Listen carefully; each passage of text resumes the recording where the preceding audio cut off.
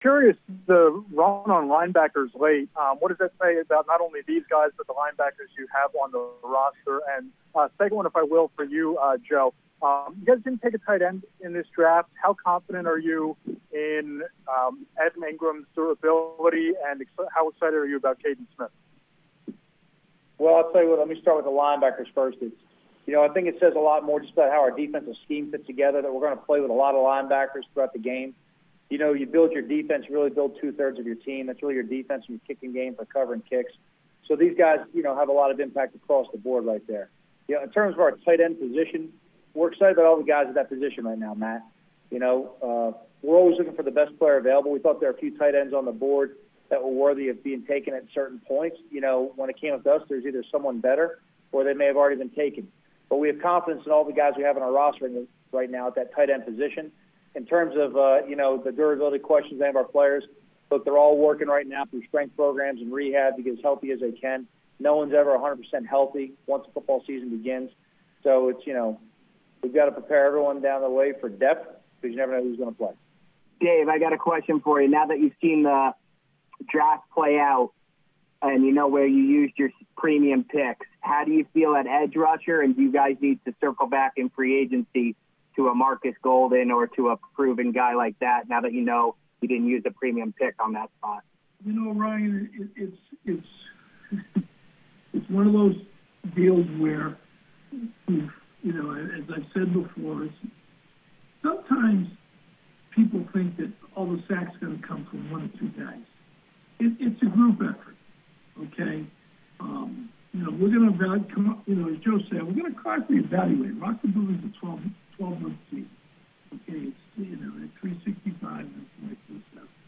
So at the end of the day, we feel good about where we're at, but we'll continue to try to improve it. It's not, we're going to take a look at what we got, and part of it's going to be scheme. I have a lot of confidence in Pat Graham, Joe and the defensive guys, and we're going to be fine. I mean, it's just it'll get better. And no, we didn't draft what you guys would call a blue goose pass rusher, but a lot of times it's a group effort. It's not about who gets the sacks; it's about the number of sacks and the number of pressures. Hey, guys, I just wanted to circle back for a sec. Dave, you talked a few minutes ago about not drafting that blue goose pass rusher and maybe using the scheme to kind of generate that rush.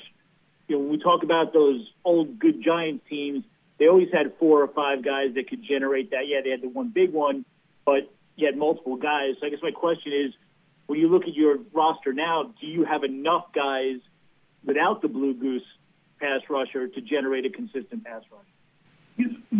I believe we do. Ralph, it's I've seen what scheme can do to free people up. It's an effective way to do it. Obviously, we're getting better in the back end.